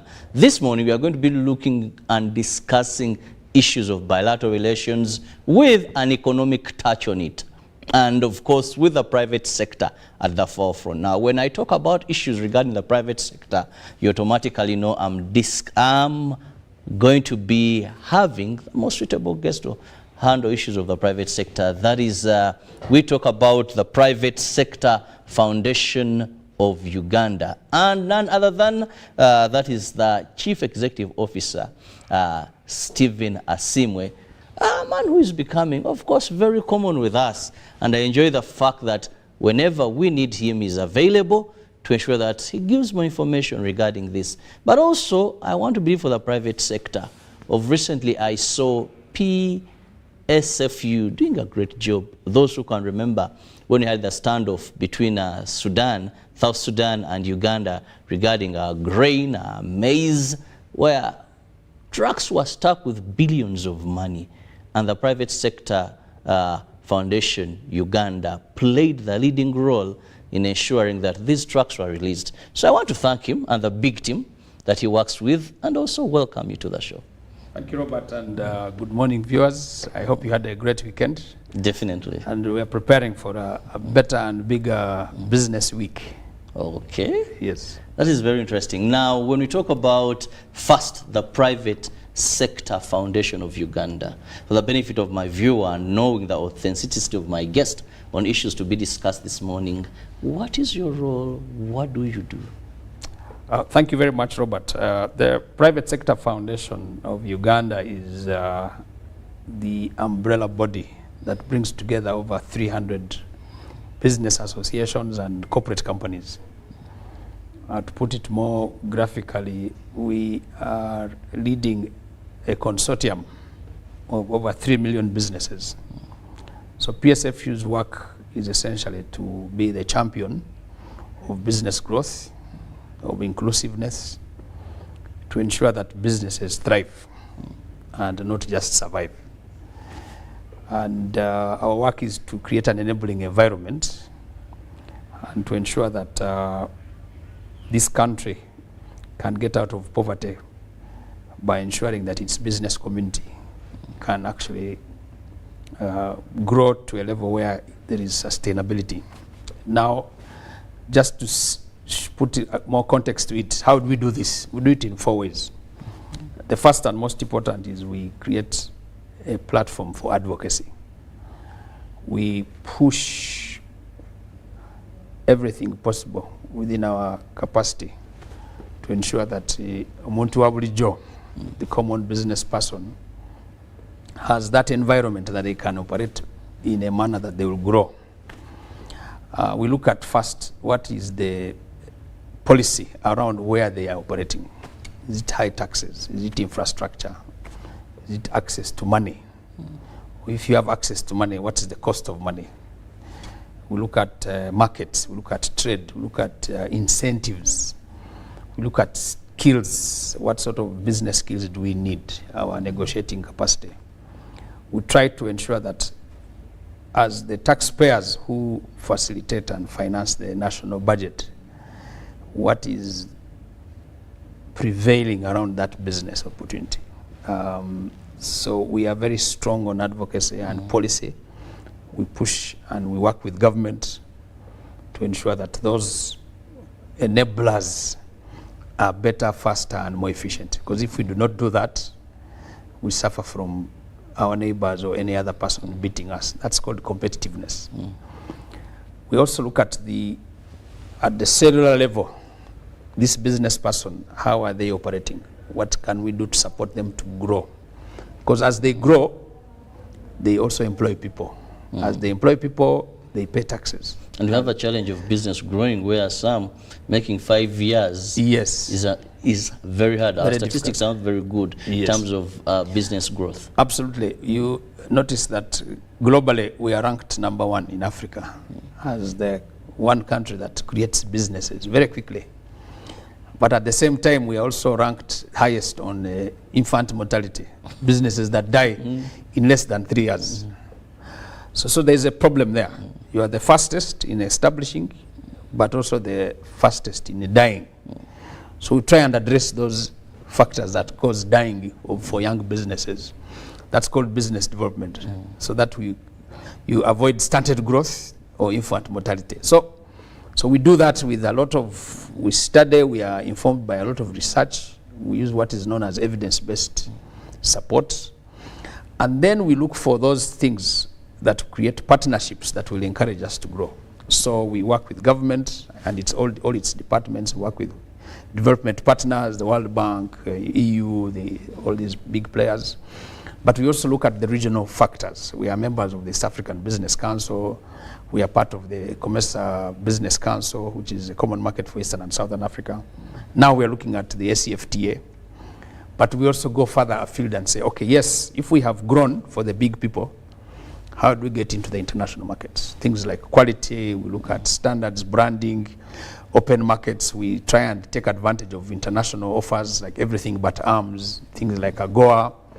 And now we are even pushing to a level where if our president is going out, can we go with the president so that as he does his diplomatic work, we also go in as a business team to support his work. We're working closely with foreign affairs on the commercial diplomacy, and obviously our 12 sectors, manufacturing, agriculture, ICT, our trade, tourism, manufacturing, logistics, professional services, financial services, that entire consortium, we speak into it from startup to micro to small to medium and then to large. So PSFU really is an enabler. It's a facilitator of doing business. And our motto is business growth is our business. So that's the context within which PSFU exists. And because of that, we've been in existence for 27, 28 years. We've grown from 11 associations, business associations, to now 330 by this morning. So clearly you can see us growing. And now, because of the population demographics, Uganda's biggest population is people below the age of 35.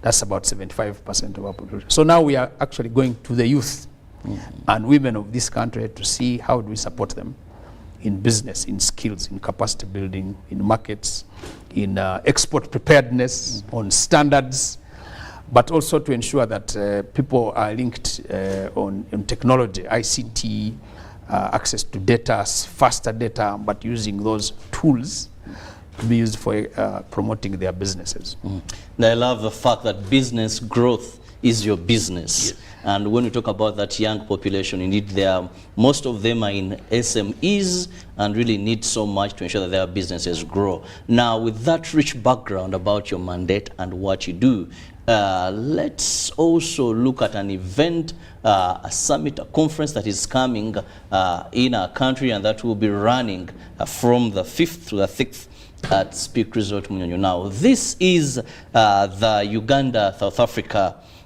Trade and Investment Summit. But even before we go into this, I remember in Feb this very year, you and a big team, president, I saw the president of South Africa, Cyril Ramaphosa, and a very big group of people in the private sector in South Africa gather. And by then you had what was called the Business Forum that was held in South Africa. Now, this to me seems like a return visit. First, let's look at the connection or the background to what we are going to be having in Munyonyo. Thank you, Robert, for that question. Just to put in context, we have traditional relationships with South Africa. So in 1994, South Africa got independence from apartheid. A great man called Nelson Mandela took leadership. At about that time and before that, Uganda had been involved in what was known as the South Africa Liberation Movement. And our president, being the Pan-Africanist he is, had been very, very strong on supporting and ensuring that South Africans gain independence. As a matter of fact, many freedom fighters from the African National Congress and the Pan-African Congress, ANC and PSC, took part in training in Kaweta, not very far from here in Ruero. And I remember clearly, even for some of us, we were students with some South African freedom fighters, ANC and PSC in Makerere University in the late 80s and early 90s. So when South Africa got independence, it was imperative that, because at that point they used to, if you had, you were not allowed to go to South Africa. In fact, passports had things like you can travel anywhere except South Africa. So 1994, South Africa gets independence, and we start to see a lot of, especially Mandela, Nelson Mandela, the late, bless his soul in peace, was very instrumental in ensuring that we connect with South Africa. So from as early as 1994, which is now close to, what, 29 years, we're coming to 30 next year, we started trading with South Africa. And Uganda started to export South Africa, South Africa started to export Uganda. So big companies came from there. MTN in 95, 96. South African breweries bought our Nile breweries. Stanbic bought Uganda Commercial Bank. ABSA, which was formerly Barclays, is situated in South Africa. Sanlam, companies like those ones. We started seeing South African Airways coming, etc., etc. So between 1994 and now, South Africa's trade with Uganda has grown to $200 million US. And actually I was seeing our top taxpayers. Yes. MTN. And a Nile number breweries, of from South Stanbic African companies. The top, in the top 10 taxpayers, South Africa is number one. So in terms of FDIs, foreign direct investment, and those companies, interestingly, have also added value to Uganda. Like MTN is one of the biggest employers, the biggest taxpayer. The impact they've caused is wonderful. But if you look at the reverse, Uganda only exports less than $20 million. So from $200 million exports to Uganda by the South Africans, Uganda only exports 20 million. If you look at the list of imports and exports, it's a very interesting one. South Africa exports to Uganda finished goods, machinery, food, technology, and now they are the biggest FDIs, foreign direct investors. On the reverse is raw material, coffee, cotton, fish, flowers, you know, and only anywhere between 18 and $22 million. Very small. So about 10 times. It's really skewed in favor in terms of what we call in economics balance of payments in favor of South Africa. There's also another very interesting factor, Robert, that in the recent, like last 2 years, South African Airways, of course, stopped flying. They had challenges. But now we have an advantage. We have Uganda Airlines, which has about 5 flights a week. Coupled with that is the fact that there are many Ugandans who are living and working in South Africa as professionals, teachers, doctors, mostly in the education and health sector. But we have also seen a growing profile of engineers and tech people going to South Africa. And therefore, it's important that that relationship should grow in our favor. Why? On the fact that historically we supported South Africa. 2, South Africa is now the second largest economy if you measure GDP, but by per capita they are number 1, obviously. But South Africa is only 4 hours away and a few days by sea if you moved from Mombasa to either Durban or Cape Town or Port Elizabeth. So it's very easy to trade with South Africa. And I must point out that when we went to South Africa in February, just to come back to your point, we went to the different places to scout for business opportunities. And we found that South Africa is a big consumer of coffee. They have 60 million people, big on coffee.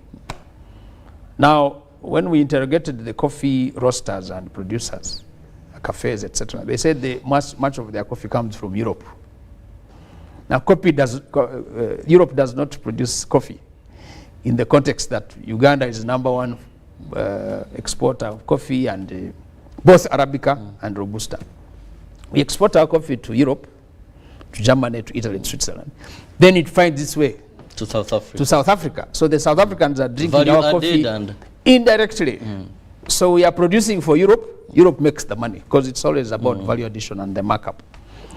So quickly, to put context, why we must have this conversation is the fact that, one, we have a historical relationship with South Africa where we supported. So it's always Mpank way, out of the empathy. But two, empathy does not last long. You must be competitive. You must send good products, Bwana Robert. So we are saying our coffee, our tea, and whatever should go to South Africa either in value-added portfolio, or we also go to South Africa as investors, as FDIs, so that South Africa can say, we have investors from Uganda who are producing coffee and roasting it here. Tea, tobacco, cotton, etc., etc. So we want to push our trade relationship to a higher level. And I can tell you, President Ramaphosa and his team are completely very open to that, and they want Ugandans to invest there, because a lot of these other countries have invested there. And so we want to improve the trade relationships. We want to export more. We want to add value to the exports. We want to take the products that we have and produce them from South Africa. We want to take our professionals. We are out of our universities now, we have 700,000 young people finishing, and our education system is good. That's why when they go to South Africa, they are received with open arms. Definitely, yes. Apart from the technology, of course, our doctors are thriving. So we are saying, can we have South African technology here so that we stop exporting money to take people to India, Turkey, Thailand for treatment? So South Africa is very high and advanced in tech. So we want to do technology transfer, we want to do joint ventures, we want to have more trade and really close that gap, but also increase the trade relations. We should be trading at least $1 billion between ourselves. Now, talking about that, I remember the previous business forum that was held in South Africa. One of the standing issues when you talk about trade was Ugandans, why they should get a visa for South Africa. I'll give a personal example. When I was traveling to Zambia, when we reached the airport, we were told you're under COMESA. So we didn't need a visa to enter Zambia. And I found it, for the first time, I really felt and said, yes, Your Excellency, it's good you keep on pushing for these relations, because when I saw the whites having to wait, and here is an African from Uganda, just enjoying because of these bilateral relations. This is one of the issues that has been raised so often by our brothers and sisters. Why should we continue? And I followed, and it was one of the issues I think you also raised, the South African visa. So how far? Thank you very much for that very, very pertinent question. And I'm glad that you've raised it. The thing is that if you're going to trade with anybody, you must have unfettered and undisturbed access to their territory, and vice versa. So, for example, getting a visa to South Africa is one of the toughest things. Even this last conference, there's been a BRICS conference, you know, and Uganda was invited. PSFU was invited for the business summit. But we put our passports at the passport office, and the conference actually reached and we couldn't go. So earlier on, we had raised the issue that if we are going to have a serious business discussion, the issue of the visa must be #1 on the laundry list. We must remove that visa requirement. There should be no visa restriction. There should be no restrictions for Ugandans entering South Africa, and vice versa. So PSFU wrote a position paper, and we wrote to both the President of Uganda, His Excellency Yoweri Museveni, and we wrote to His Excellency Cyril Ramaphosa, suggesting that we must remove it. Our neighbors have already got it's removed. I think Rwanda, Kenya, Tanzania, they don't need visas to go to South Africa. And because of that, if you look at the profile of trade between them, it has changed. Their businessmen go there, crack deals, when we are still lining up for visas. Because our visas, you have to take them to some facilitating company, which then looks at you and thinks. I went to school in South Africa myself. I went to Rhodes University. But even just that alone was very difficult. And we feel that if we are going to have meaningful discussion, we must remove the visa. Number two, the visa does not only restrict Ugandans, it is restricting South Africans from coming to Uganda. So even when we want them to come, they have to go through some challenges. Now, in business, time is of essence. 1 minute can change a discussion. If you delay me, I go to another country. I go to an alternative. Remember that our neighbors have the same things as us: coffee, tourism, raw materials. So if we do not trade with these people directly, quickly, faster, and better, that opportunity will go to our neighbors. What did our neighbors do? And I'm being selfish here. Uganda contributed. We shed blood. We opened our doors to South African freedom fighters. It's important that that relationship be reciprocated. Now, that said, politics aside, if we're going to talk about the Africa Free Continental Trade Area, the common market for Eastern and Southern Africa, the fraternal relationships between Uganda and South Africa, why don't we open? You know that, for example, His Excellency's son, Ramaphosa, married a Ugandan lady. So in tradition, we say, Mko, you have to give me access to the home.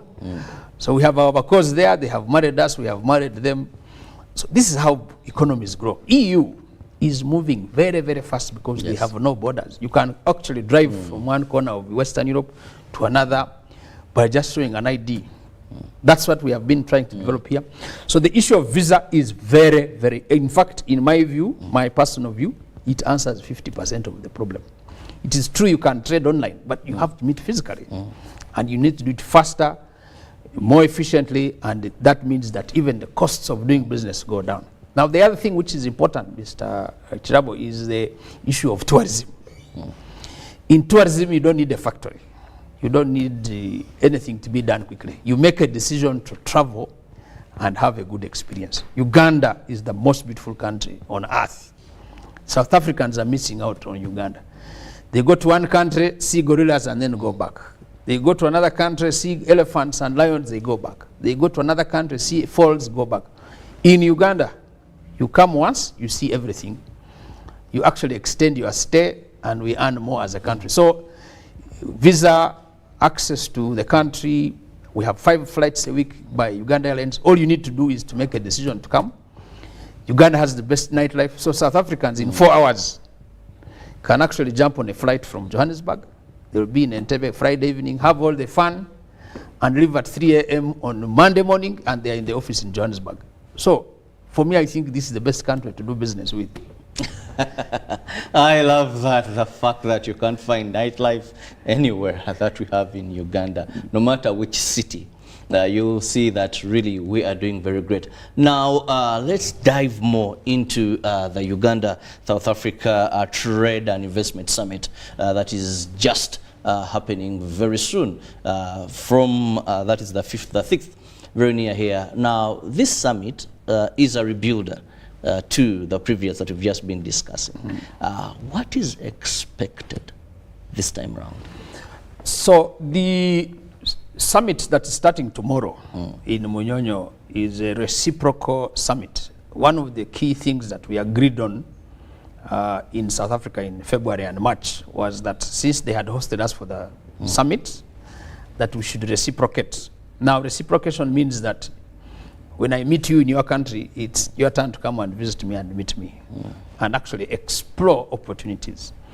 I want to pay tribute to MTN, which has put in a massive drive to ensure that this event takes place. PSFU is a gold sponsor.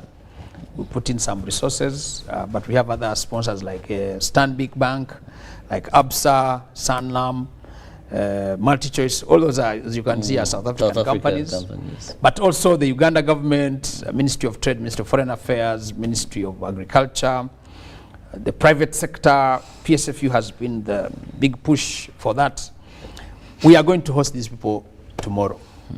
At the airport, there's going to be a courtesy. If you come tomorrow, actually starting tonight, you will see welcome to Uganda to the South African delegates.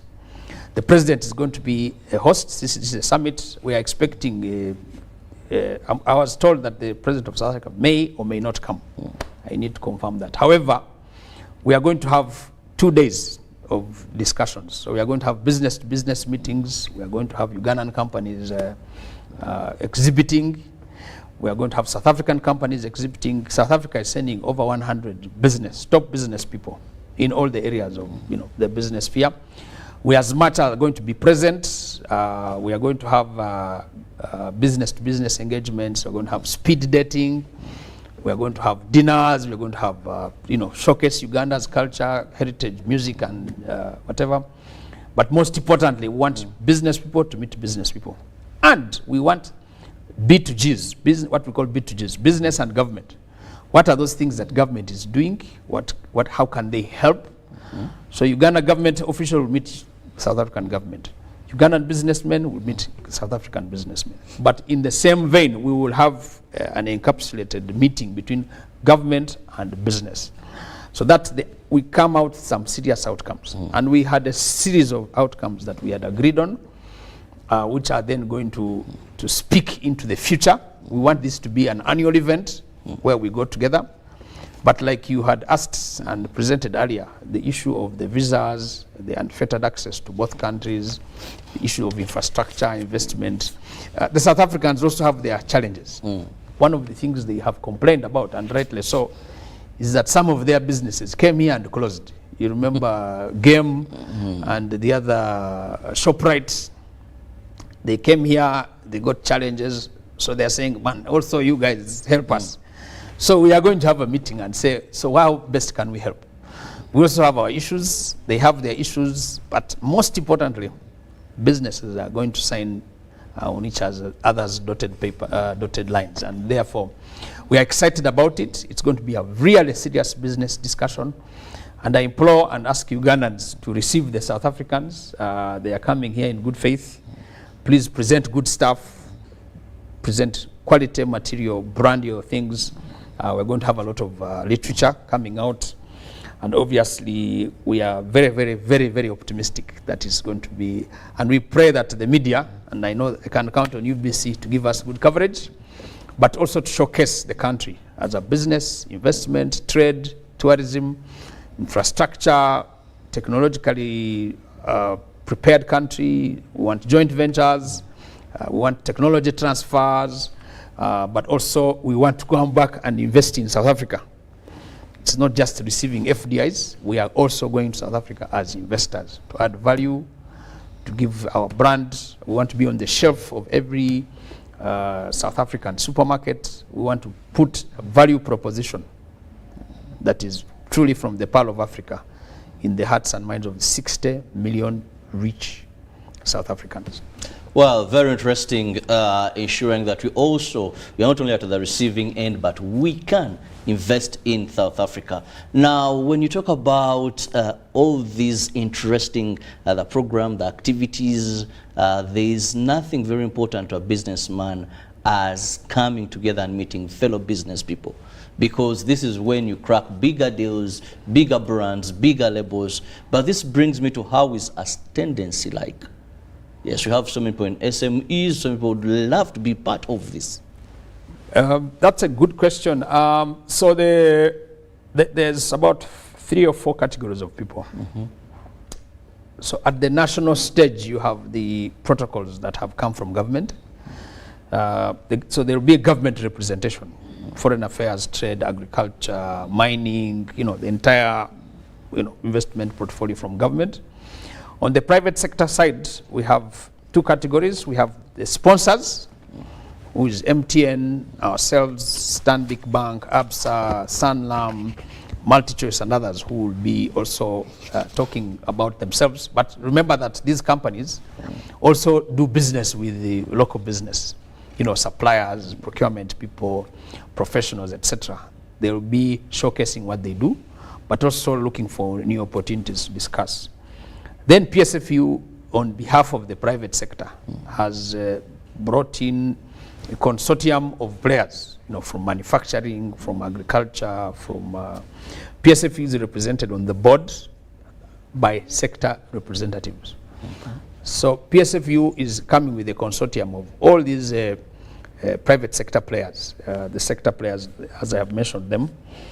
But we're also going to have people doing exhibiting. So it will be a mini trade fair. But also we are going to have site visits.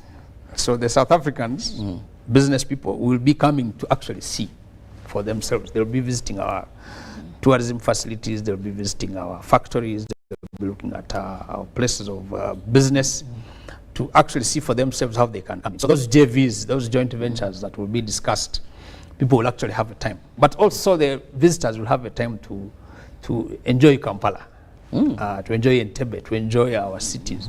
Some are actually staying to tour the country. But also there will be people remaining to farm up some of the discussions we shall be having. So there will be very, very, very high level. The 48 hours are going to be maximized. So we're looking at a consortium of about anywhere between 500 and 1,000 people. And obviously the media will be, covering the different footage of the events. But we are really looking at a very high level representation. It will be largely constituent representation.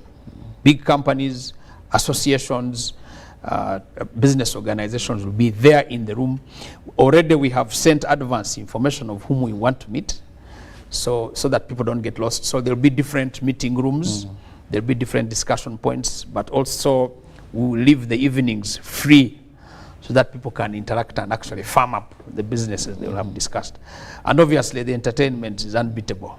We are going to have traditional people, musicians, it's going to be fantastic.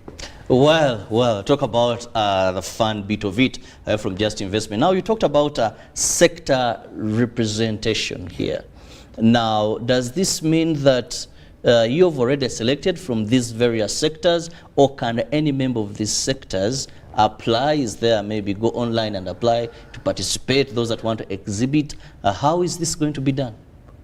Good question. Already it's too late now for any new entrants. We had already sent out a call for participation. And because the numbers were limited, so it's essentially the representatives or the companies that are going to be there. For example,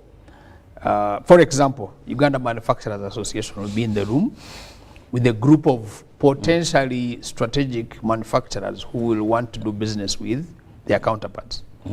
The farmers' federations will be there, coffee people, tea, cocoa will be there, UCDA will be in the room.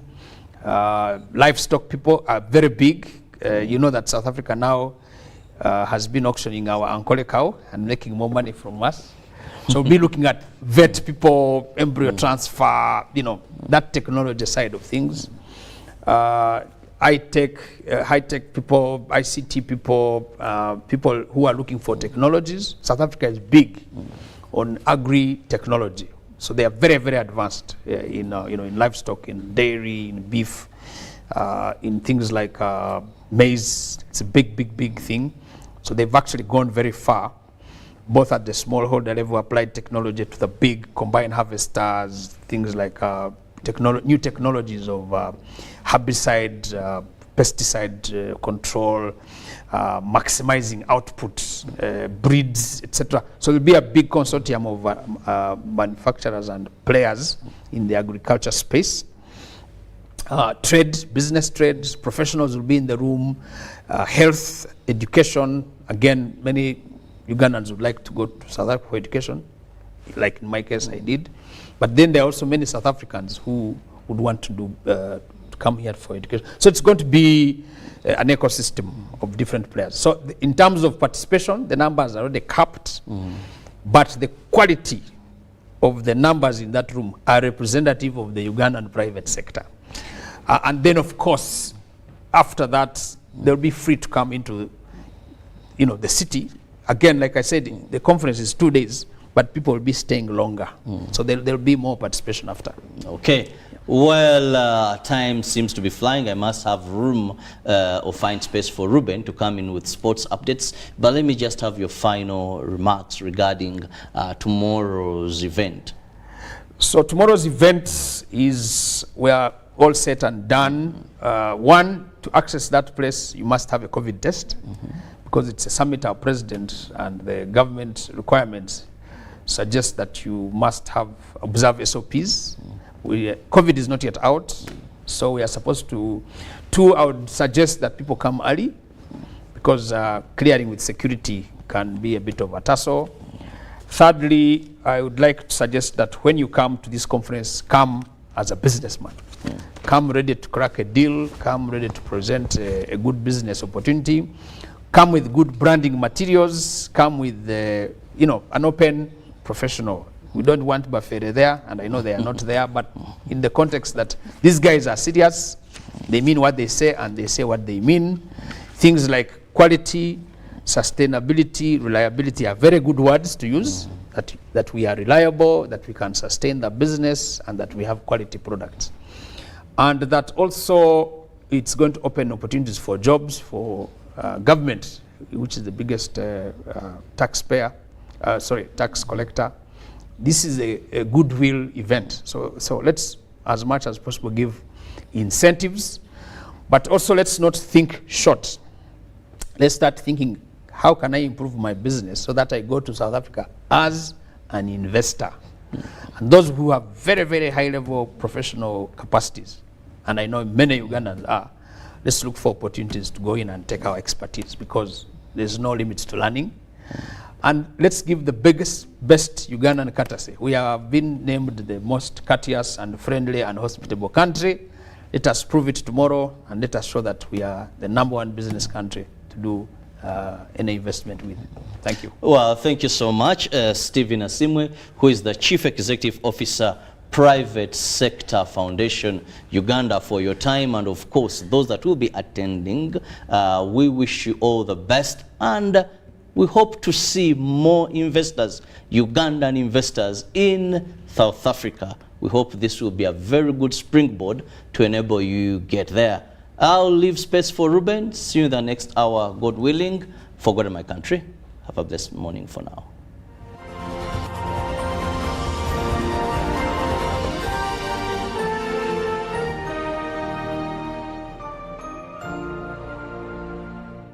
Live from UBC Studios in Kampala. This is Good Morning Uganda.